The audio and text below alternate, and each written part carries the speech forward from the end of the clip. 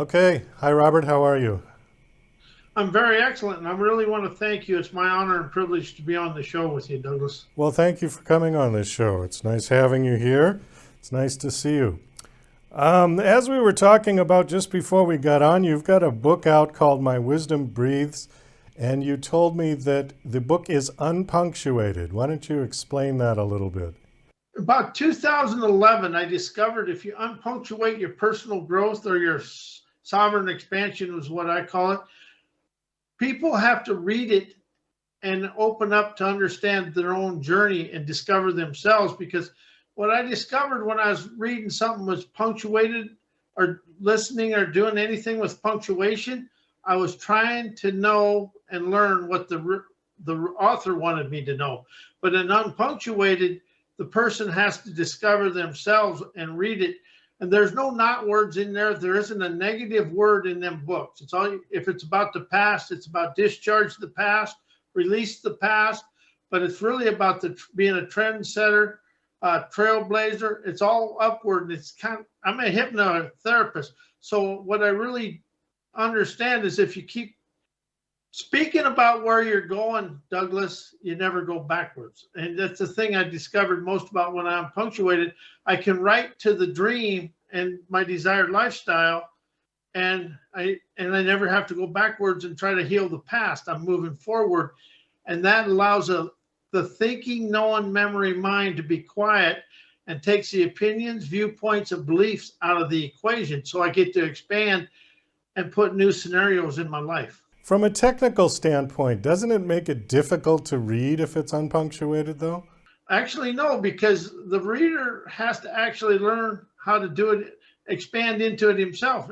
Because they're not written one solid gob. They're three lines, and then a break, three lines, and a break. Oh, I see. Okay. I thought it was just. They're not written just one big goblet. I tried that once, and I messed myself up. But no, they got three a capital letter, three lines, capital letter, three lines, and they're written in big letters so people can, like me can read them. So it's written more like poetry, really. Yeah. It is poetry. It's written with rhymes. Oh, I see. Okay. Okay. Well, that's a little different because I was sort of picturing it like one giant glob of words on a page just all run together. And I thought, wow, that would be tough to read, especially if it Well, was you small couldn't read print. that.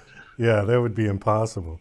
But Okay. Why don't you tell us a little about the book, the actual content? What is, you said that it's up to the reader to kind of decide what? What is the idea? What is the concept?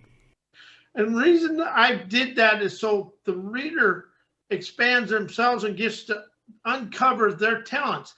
See, all the talents we have in the world are up and above everything we've learned and taught ourselves because you think and know your way to yesterday. The wisdom of today will expand you through life. And that's what this book is written for. And I'm a hypnotherapist and NLP. So I kind of wrote it so it just keeps expanding the reader and they never ever go backwards. They go forward. And it's with the words that's in there. That's like my trailblazing wit expands me through. And it's written with there's no change, heal, create, transformation, forgiveness. It's all about appreciation, expand, energize, enterprise, experience, and liberation. And the thing about them words is the subconscious and unconscious mind and all the inner landscape. There's the memories will never become involved in the situation. You become liberated to expand your life, and you can imprint and color the new scenarios you want to experience. Okay, you said you're a hypnotherapist. Why would somebody come to you? For what? For the classic ones that I remember are weight loss and quit smoking, but is that what you're doing or what are you doing? Mine is more about pain management, but really mine is for people to expand out of their childhood ways. Something I just learned here in the last couple days, Douglas, is the everything up to 12 years old we embedded from our parents. And I look back at myself and I brought that forward. It's really about getting away from your childhood past lives, but it's really about opening yourself up to your own talents. And all hypnosis is allows an inner intercommunication between your unconscious, subconscious, and your conscious mind to allow you to get rid of the hidden gunk that we've all put in there. And the subconscious can do 40,000 things a second. The conscious can do 5 to 7. So there's a lot of stuff that went in there, and the way it went in there, Douglas, it may not be the way we thought it was. It went in there the way it was programmed. And really, subconscious hypnotherapy is unprogramming the programs that you put in yourself. So in other words, people might be operating under the guise of something that they don't even realize that they're doing or why they're doing it, yeah? Absolutely. You know, when somebody says that guy's acting like a 2-year-old, that's true, Douglas, because that imprint and everything that had occurred in that situation, whatever age that was, let's say he was 2 years old, that's how he reacted to it. I know that people who are parents, I mean, you don't get a book that come with the baby, and you kind of just make it up as you go along. I mean, I think most people try to be good parents, but they make a lot of mistakes along the way. Would you have any advice for parents as far as how to lessen all of that imprint on children? Yeah. Stop stealing their dreams. You know, we live so much from the thinking, knowing mind in our way our parents did. We try to bring that forward. And if you look at the world today, Douglas, we've advanced in years, but we're still looking and living in the same kind of premises we always have. You know, the outer landscape is still stuck in the 30s and stuff like that, because my parents grew up. But let the parents have to open up to learn how to dream themselves. And the biggest thing I've discovered, Douglas, is the biggest holdback people have is color inside the lines to make mom and daddy happy. And that's where the people pleasing starts. So the thing parents want to do is set their kids down and tell them to color outside of the lines of a picture, just so they learn there is a world outside of the boundaries of the society's systematic ways. Well, the societies change. I mean, if you look at, my grandparents grew up in the 1920s, the 1930s. My parents grew up in the 1950s. And there was very distinct differences between my grandparents, the way that they acted, the way that they related with me. I grew up in the 70s, which was completely different from the 50s. We had a lot of change over the last 100-some years, yeah? Yeah, the change, yeah, we've had a lot of expansion in some things, but underneath where all the, if you look at the surface, it's still the same.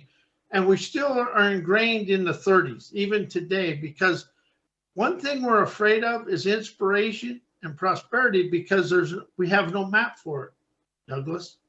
And the map is something you live inside yourself. It's really about opening up and allow the kids to dream, because something I learned, I expanded into last night, is when you lay your head on the pillow, the day the thinking and knowing is over, it's time for the imagination and dreams to begin. But we wake up in the morning, Douglas, with the same thoughts and same everything going through our body. So we have yesterday's today. And when I say that, as you look at the history of the world, it's really there. But the imagination of the computers and of the medical has expanded us a long ways. But we're not as strict and how do I want to say this?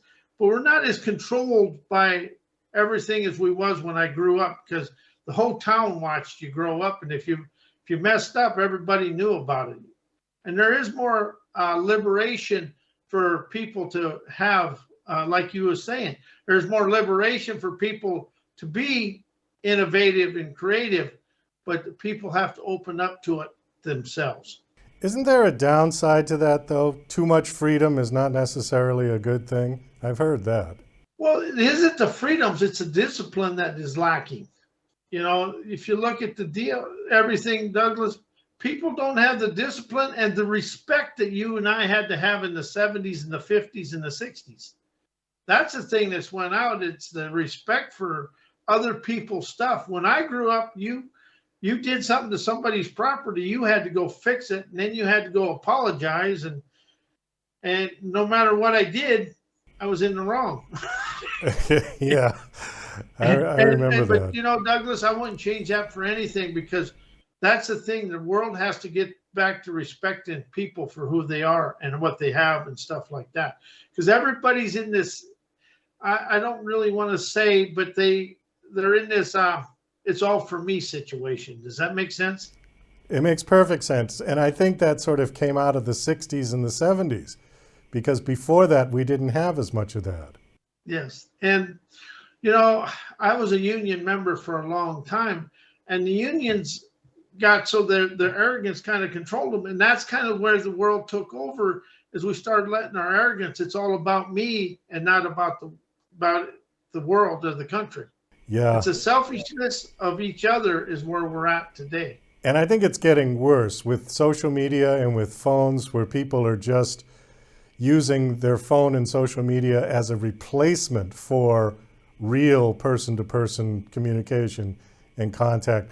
I think we're getting worse. I think we're getting further away from the idea of respect, because now your interactions is just on a little machine that you can say what you want and turn it off. People say the most disgusting things to people online that they would never dare say to somebody in person. That's 100%. There's not even anything to come back. That's 100% right on the money, because we are so used to doing that. And I like to get on a celebrity's website or Twitter and just watch what people say. And I say, I don't even know that person. How could I say that?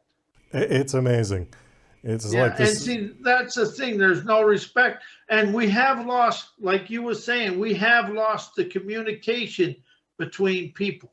We've got just about a minute or two left, and I wanted to hit on that you also have a radio show.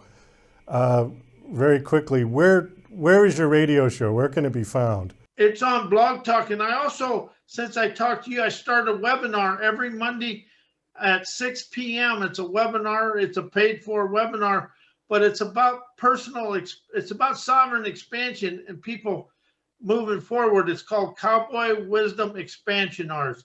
And the reason I like expansion, there is no thinking, and there's unlimited for people to discover new wisdom about themselves.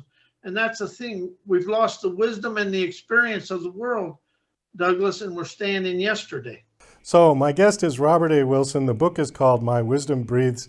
Is the book out now? Is it available?